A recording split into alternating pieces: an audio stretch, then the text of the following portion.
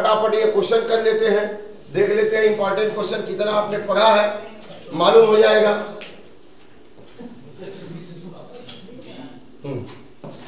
चलिए,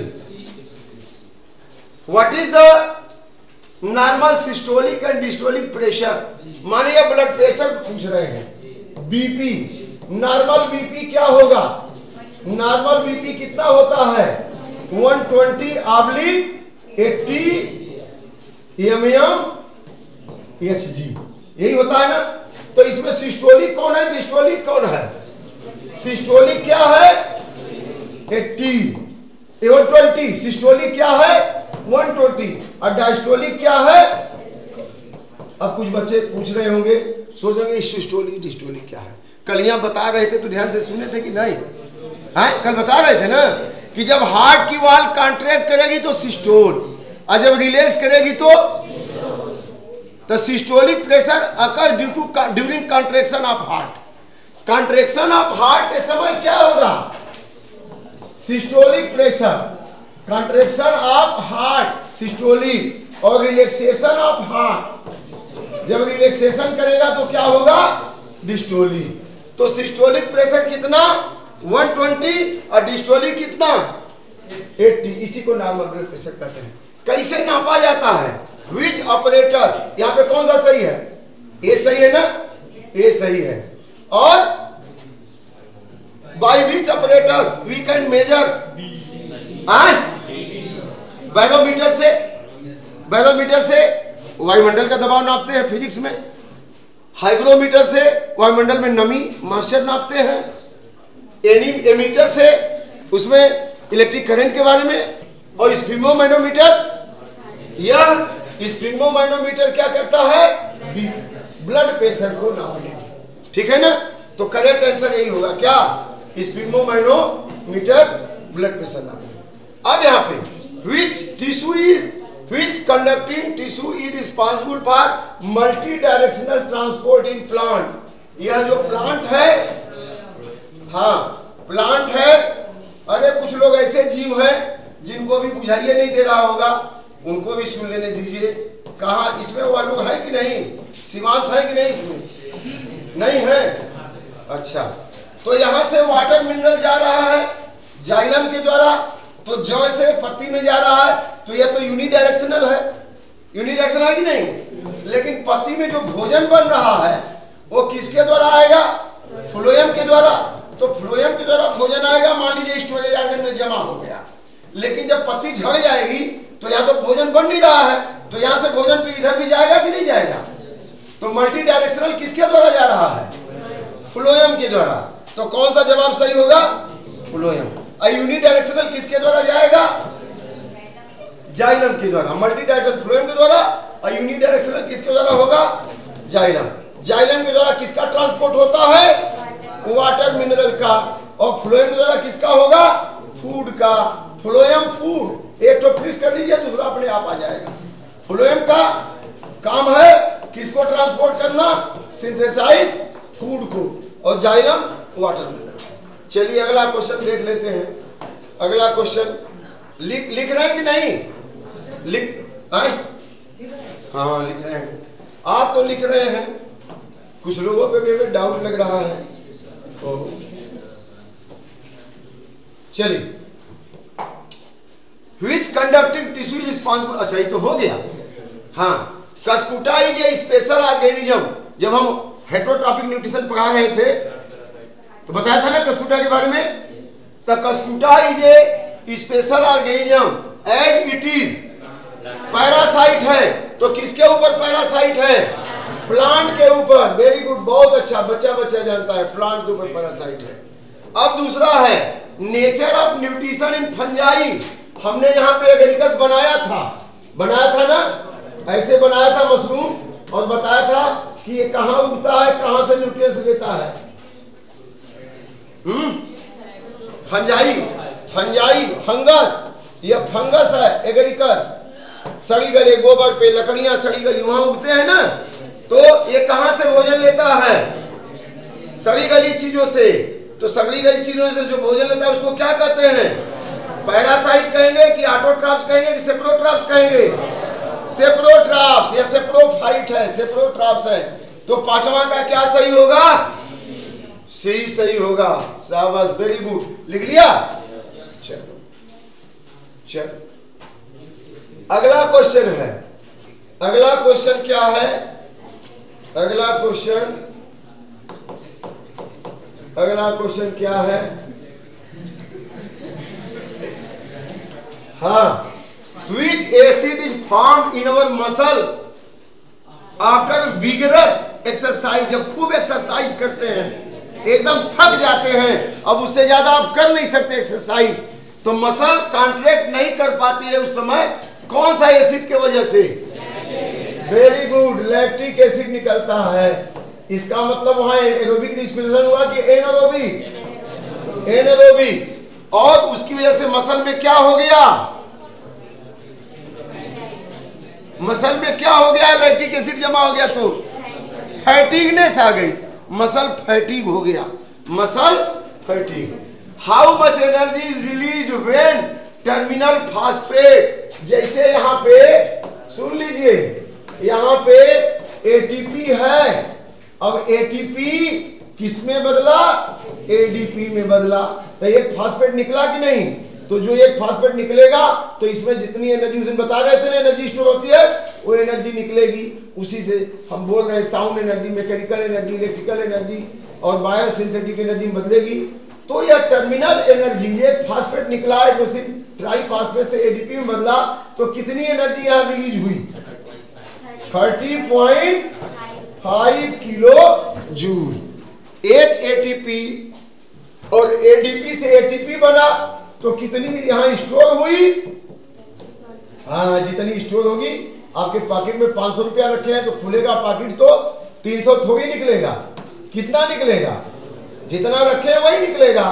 तो यहाँ पे 30.5 किलो जूल स्टोर होगी और जब यही निकलेगा तो वही एनर्जी रिलीज होगी। समझ में आ रहा है कि नहीं? ठीक है ना? 30.5 kilo. Why do photosynthesis consider a photochemical reaction? इसको फोटोकेमिकल रिएक्शन क्यों कहते हैं? क्योंकि light energy converted into chemical, चिल्ला चिल्ला के बताया हुआ है, तो लिख के लाइएगा। Why do photosynthesis consider as? ये भी क्वेश्चन आया था, है ना? तो ये सब याद कर लीजिए। अगला क्वेश्चन लिखिए, what is the role of following in photosynthesis? Chloroplast का रोल क्या है?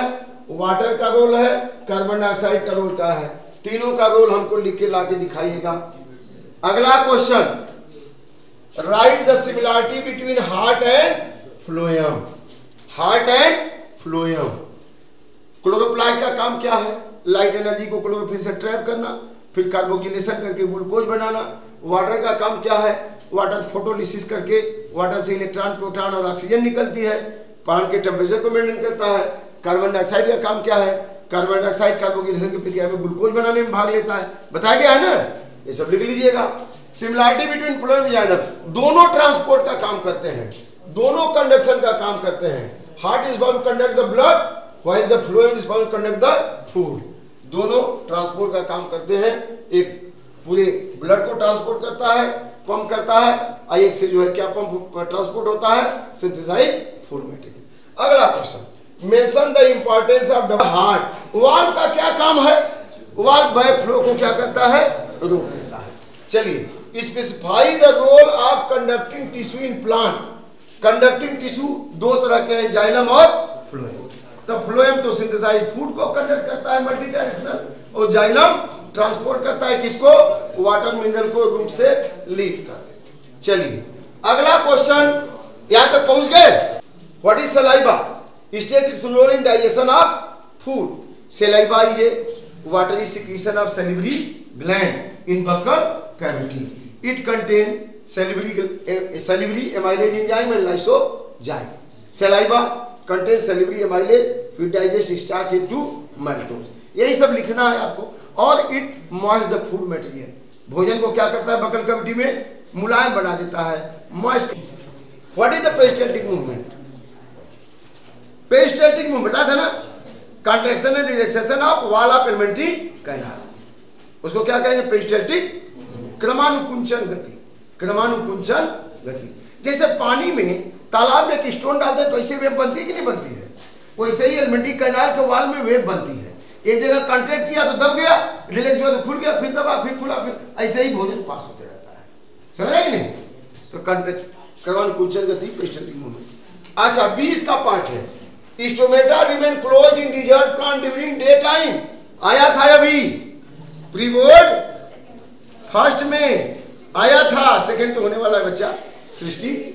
Stomata remain close in desert plant during day time and how do they do photosynthesis. Stomata close है डे टाइम में, तो फोटोसिंथेसिस कैसे करेंगे? Day time में light तो आ रही है, लाइट रिएक्शन तो हो रहा है, लेकिन CO2 वातावरण में 0.03% है। स्टोमेटा जब तक खुलेगा नहीं तब तक नहीं मिलेगा। तो they close stomata during day time to check the loss of water because the temperature very high, but night time when they open stomata then carbon dioxide reach inside and it converted into malic acid, और वहां पे store रहेगा, और दिन में फिर malic acid CO2 दे देगा ताकि फोटोसिंथेसिस होते हैं। लाइट रिएक्शन तो हो ही रहा है, लाइट एनर्जी तो जा ही रही है, लेकिन कार्बन डाइऑक्साइड नहीं मिल रही है। वाइड है, ये ट्रेकिया से बनी, और यहाँ से पतली पतली शाखाएं जो बन गई वो क्या हो गई? ब्रंकीओल्स। तो ब्रंकाई ट्रेकिया दो भाग में बटी तो ब्रंकाई, और ब्रंकाई में कई भाग बन गए तो क्या हो गए? ब्रंकीओल्स। चलिए ये तो हो गया। अब इसके बाद लिख लीजिए ड्रा, ये डायग्राम आ रहा है, draw a cross section of leaf and level the stomata. यही क्वेश्चन का मैं टेस्ट लूंगा, ये जितने क्वेश्चन मैं दे रहा हूं ना इसका मैं टेस्ट भी लूंगा। पहले कॉपी लिख के हमको कल लाके दिखा दीजिए। Draw a cross section of leaf and level stomata, आपके बुक में है, और हमने स्टोमेटा का डायग्राम भी बनाया है। और दूसरा है draw a level diagram of structure function unit of kidney, अभी बना कर हमने दिखा दिया, और उसका रोल भी बताना है। Structure function unit of kidney, तो स्ट्रक्चर फंक्शन किडनी में किसका डायग्राम बनाएंगे? नेफ्रॉन का। नेफ्रॉन का एक बार एग्जाम में आया था, कुछ लोग न्यूरॉन का, ठीक है, एट्रिया बताया था ना कि वेंट्रिकल पंप करता है तो पूरे बॉडी को भेजना है, और एट्रिया पंप करेगा तो वहीं पे वेंट्रिकल में जाएगा, तो वह कम प्रेशर की जरूरत है। अब ये the transport system in plant is slow. क्यों प्लांट्स में स्लो है? क्योंकि उसको एक जगह इकट्ठा, आप भी इस समय बैठे हैं तो स्लो है ना, हार्ट बीट रेट स्लो है कि नहीं? तब तेज दौड़ेंगे तो ज्यादा हो जाएगा। अब प्लांट तो एक जगह फिक्स है, तो उसमें क्या रहेगा? स्लो। हाँ, वाटर का ट्रांसपोर्टेशन डिपेंड करता है लाइट के ऊपर। धूप ज्यादा रहेगी तो तेजी से होगा, कम रहेगी तो इस समय बहुत कम होगा, रात में एकदम कम हो जाएगा। टेम्परेचर नहीं रहेगा, ट्रांसमिशन कहां से होगा? वाटर बाहर निकलेगा नहीं तो मूव नहीं करेगा। तो रेट ऑफ ट्रांसपिरेशन की वजह से वहां ट्रांसपोर्ट ऑफ वाटर होता है।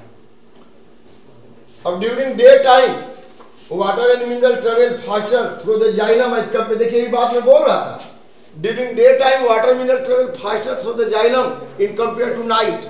तो डे टाइम में टेम्परेचर ज्यादा है तो रेट ऑफ ट्रांसपिरेशन ज्यादा होगा, माने पानी ज्यादा लूज करेगा, और पानी ज्यादा लूज करेगा तो नीचे से पानी ज्यादा सक करेगा। समझ आ रहा है कि नहीं? और रात में टेम्परेचर बहुत कम है तो रेट ऑफ ट्रांसमिशन क्या होगा? नहीं के बराबर होगा, स्लो होगा, तो मूवमेंट ऑफ वाटर क्या होगा? स्लो होगा। ठीक है, अब वही कहानी है। गर्मी में आप ज्यादा पानी क्यों पीते हैं? गर्मी में ज्यादा पसीना निकलता है, पानी ज्यादा लूज करते हैं, तो ये भी दिन में पानी ज्यादा लूज करेंगे, कैसे? Transpiration. When have half, when have valve, when has artery do not है। वेन में वाल्व है, आर्टरी में नहीं है। क्यों? क्योंकि आर्टरी में फोर्स से ब्लड पंप होता है, और वेन में बिना फोर्स का चलता है, तो उल्टा न हो जाए। Describe the double blood circulation, double circulation blood in human, why necessary. इसलिए जरूरी है कि एक बार सिस्टमिक जो पल्मोनरी ट्रांसपोर्ट होगा, पल्मोनरी सर्कुलेशन, उसमें ब्लड जाएगा लंग्स में प्यूरिफिकेशन के लिए, दोबारा सिस्टमिक ट्रांसपोर्ट होगा, सिस्टमिक सर्कुलेशन। तब of major 4 glands associated with digestive system of human and explain their function. कौन कौन सी 4 ग्लैंड हैं जो पाचन की प्रक्रिया में महत्वपूर्ण भूमिका अदा करती हैं? सैलिवरी ग्लैंड है, कहां पाई जाती है बच्चों? बक्कल कैविटी में 3 पैर होती है, मैं बार बार बोलता हूं, पैराटिस, सबमिगली और सबलिंगुअल। ये सलाइवा सिक्रीट करती है। गैस्ट्रिक ग्लैंड कहां होती है? गैस्ट्रिक ग्लैंड कहां होती है? स्टमक में होती है। Very good. इसका पीएच, इसमें जो है पीएच एसिडिक होता है, और इसके अलावा लीवर से क्या निकलता है, बाइल जूस। लीवर से क्या निकलता है, बाइल जूस। और पैंक्रियाज से पैंक्रियाटिक जूस। अब एक और ग्लैंड लिख लीजिएगा, इंटेस्टाइनल ग्लैंड। हालांकि थोड़ा ही पूछा है, 5 पूछेगा तो इंटेस्टाइनल ग्लैंड कहाँ होती है, स्मॉल इंटेस्टाइन में। तो इतनी सारी ग्लैंड्स हैं जो हम जो कुछ भी खाते हैं उसको पचाने में मदद करती हैं।